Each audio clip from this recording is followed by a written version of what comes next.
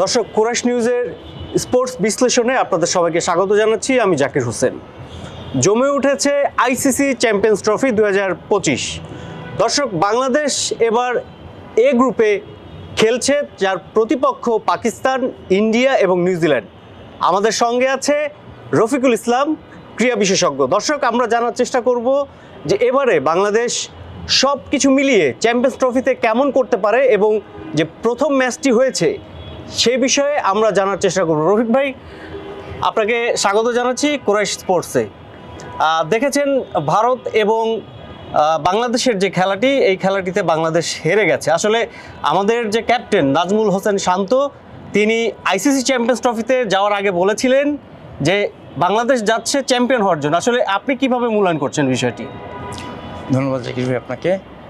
আসলে champions trophy শুরু হওয়ার আগে একটি প্রস্তুতি ম্যাচ হয়েছিল, সেখানে বাংলাদেশের পারফরমেন্স খুব সাধারণ ছিল। আসলে সেই সময় অনেক ধরনের সমালোচনা শুরু হচ্ছিল। সেই সমালোচনাকে কেন্দ্র করে ভালো খেলার প্রত্যয়কে সামনে রেখে নাজমুল হোসেন শান্ত তার ফেসবুক স্ট্যাটাসেও একটি স্ট্যাটাস দিয়েছিল যে বাঘের গর্জন সামনে আসছে।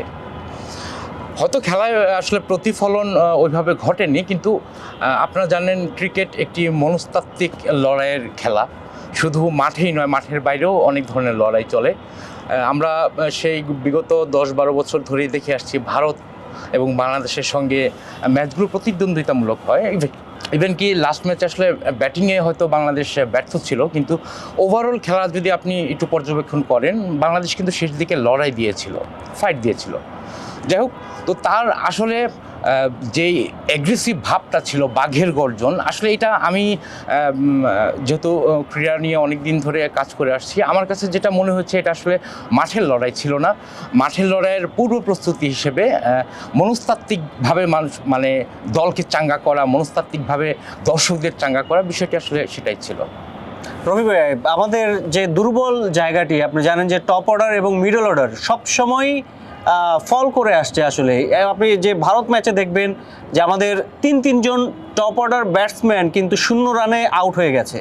নাজমুল হোসেন শান্ত 0, সৌম্য সরকার 0 এবং আমাদের যে মিস্টার ডিপেন্ডেবল মুশফিকুর রহিম, সেও 0 রানে আউট হয়ে আসছে। মূলত এই জায়গাটিতে ব্যাটিং বিপর্যয়ের কারণ বলে কি আপনি মনে করেন? আসলে এই কারণটা অনেক বড় বড় বিশ্লেষকরাও আসলে অনেকটা স্তম্ভিত ছিল। শুধু টপ অর্ডার নয়, আমি যদি ওই খেলার পুরো ম্যাচ রিপোর্টটাই করেছি, ওখানে কিন্তু বাংলাদেশের টপ অর্ডারে 3 জন, শেষ দিকে 2 জন, 5 জন খেলোয়াড় গোল্ডেন ডাকে আউট হয়। সেখানে সামি ভালো, অবশ্যই নিঃসন্দেহে একজন ভালো বোলার, তিনি উইকেট নিয়েছিলেন 5টি। তো তার উইকেট সংগ্রহ আর বাংলাদেশ 0 রানে আউট হওয়া সংগ্রহ কিন্তু সমান ছিল। যাই হোক, আমার কাছে যেটা মনে হচ্ছে, অনেক বিশ্লেষকরাই এটা বিশ্লেষণ করেছেন, কিন্তু আসলে সঠিক কারণ ওইভাবে কেউই ব্যাখ্যা করতে পারেনি। এই মাঠে বাংলাদেশ প্রস্তুতি ম্যাচ খেলেছে, এর আগে 2 দিন টানা প্র্যাকটিস সেশন ছিল বাংলাদেশের। মাঠের কন্ডিশন, পিচের অবস্থা, সব কিছু সম্পর্কে বাংলাদেশ ওয়াকিবহাল ছিল। এবং সেই সঙ্গে একটু যোগ করতে চাই যে আসলে বেশি ওয়াকিবহাল হলে যেই অবস্থা হয়, ওভার কনফিডেন্স বলে একটা কথা ছিল।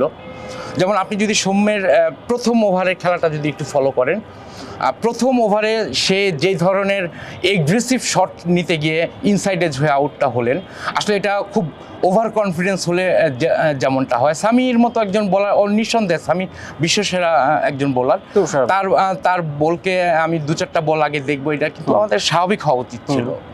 তো আমার কাছে আসলে বিশ্লেষণটা এমন যে বাংলাদেশ উজ্জীবিত বেশি ছিল, আর ওভার কনফিডেন্স থেকে আপনি চিন্তা করেন 35 রানে 4 উইকেট, একটা সময় 5 উইকেট, একটা সময় কিন্তু এসেছিল বাংলাদেশ 100 করতে পারবে কিনা, সেই একটা সংখ্যা তৈরি হয়েছিল। যাক, সেই সংখ্যা থেকে উতরে দিয়েছিল তৌহিদ হৃদয়। তো বিশ্লেষণটা আসলে এমনই ছিল, আমার মনে হয় ওভার কনফিডেন্স ছিলেন খেলোয়াড়রা যে তারা ভারতের বিপক্ষে খুব ভালো কিছু করবেন। যে বিপর্যয় আমাদের সামনে নিয়েছিল তৌহিদ হৃদয় এবং জাকের আলী, আসলে তাদের যে পার্টনারশিপ বিষয়ে আপনি কি মনে করেন? অসাধারণ, নিঃসন্দেহে অসাধারণ। যারা খেলা দেখেছেন, আসলে বাংলাদেশের টপ অর্ডারের যে 5টি উইকেট চলে যাওয়া আর্লি, 35 রানে 5টি উইকেট চলে গেল, তো সেখান থেকে 100 পূর্ণ হবে কিনা অনেকেই শঙ্কা করছিলেন, কিন্তু যেভাবে দলের হাল ধরেছেন তৌহিদ হৃদয়ের কথা বলতেই হচ্ছে। উনি ওনার ক্রিকেট ক্যারিয়ার বেশি দিনের নয়, ইন্টারন্যাশনাল ক্রিকেট ক্যারিয়ার বেশি দিনের নয়, কিন্তু উনি যেভাবে খেলেছেন আমার মনে হয় টপ অর্ডারের অনেকের শিক্ষণীয় আছে। আসলে দলের বিপদগ্রস্ত অবস্থায় দলকে কিভাবে টেনে নিতে হয়, কিভাবে ফিনিশিং দিতে হয়, তো ওই বিষয়গুলো তৌহিদের কাছ থেকে শেখার আছে। আরেকটি বিষয়, খেলার মাঝে কিন্তু উনি আঘাতপ্রাপ্ত হয়েছেন, পেশির টান ছিল, তারপরে ডিহাইড্রেশনে ভুগছিলেন, বারবার তিনি অসুস্থ হয়ে যাচ্ছিলেন। সেখান থেকে কিন্তু উনি আসলে রিটায়ার করেননি। ইভেন কি পরের ম্যাচে যেটা, সেখানেও কিন্তু তিনি এখনও অসুস্থ আমরা যতটুকু জানতে পেরেছি, কিন্তু পরের ম্যাচেও কিন্তু তিনি খেলতে চাইছেন দেশের স্বার্থে। তো এটাকে অবশ্যই সাধুবাদ জানাবো। আর জাকির আলীর ব্যাপার বলবো, সেই সঙ্গে জাকির আলী তো নিঃসন্দেহে ভালো ব্যাট করেছে। শেষ দিকে একটি ক্যাচ মিস হয়েছিল জাকির আলীর, যাক সেটা খেলার একটি অংশই। তবে সেটা যদি ওই সময় আউটটা হতো হয়তো খেলার ফলাফলটা আরও ক্লোজ হতে পারতো।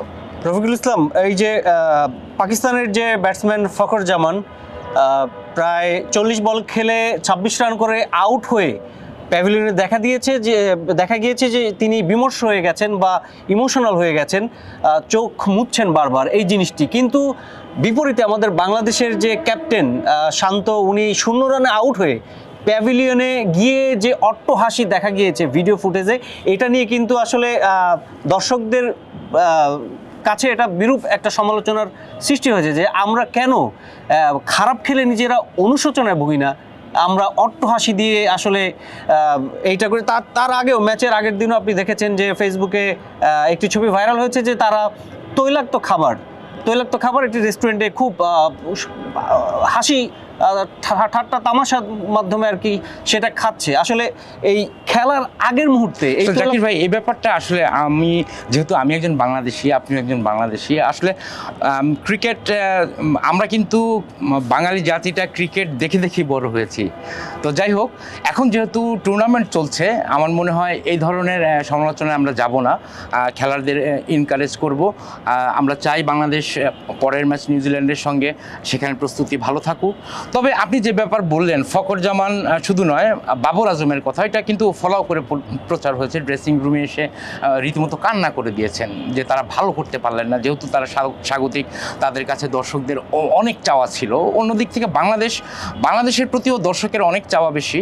তবে তারা কিছু কিছু কাজ কেন এরকমটা প্রকাশ হয় আসলে এটা নিয়ে আমার মনে হয় টিম ম্যানেজমেন্ট চিন্তা করা উচিত, তাদেরকে ওইভাবে ট্রেন আপ করা। আসলে ট্রেন আপের বিষয়টা বলবো না, কারণ বাংলাদেশের যে খেলোয়াড়গুলো আছে তারা সারাদিন কিন্তু ক্রিকেট মনস্তাত্ত্বিক লড়াইতে আছেন, তাদের কিন্তু বিষয়গুলো জানা উচিত। তো যেহেতু আসলে টুর্নামেন্ট চলছে, এই বিষয়টা আমরা হয়তো টুর্নামেন্টের পরে আলোচনা করব। আপাতত বাংলাদেশের জন্য গুড লাক থাকুক। দর্শক, আর মাত্র 2টি ম্যাচ আছে চ্যাম্পিয়ন্স ট্রফির প্রথম পর্বের। বাংলাদেশের সামনে নিউজিল্যান্ডের সাথে একটি ম্যাচ আছে যেটা 24 তারিখে, পরবর্তীতে পাকিস্তানের সাথে আরেকটি ম্যাচ আছে। আমরা আশা করি বাংলাদেশ এই দুটো ম্যাচে খুব ভালোভাবে ফাইট করবে এবং জিতবে, এটাই আমাদের প্রত্যাশা। দর্শক, কুরাইশ নিউজের স্পোর্টস বিশ্লেষণ আজকের মতো এ পর্যন্তই। সবাই চোখ রাখুন কুরাইশ নিউজ স্পোর্টসে এবং কুরাইশ নিউজ পেজে।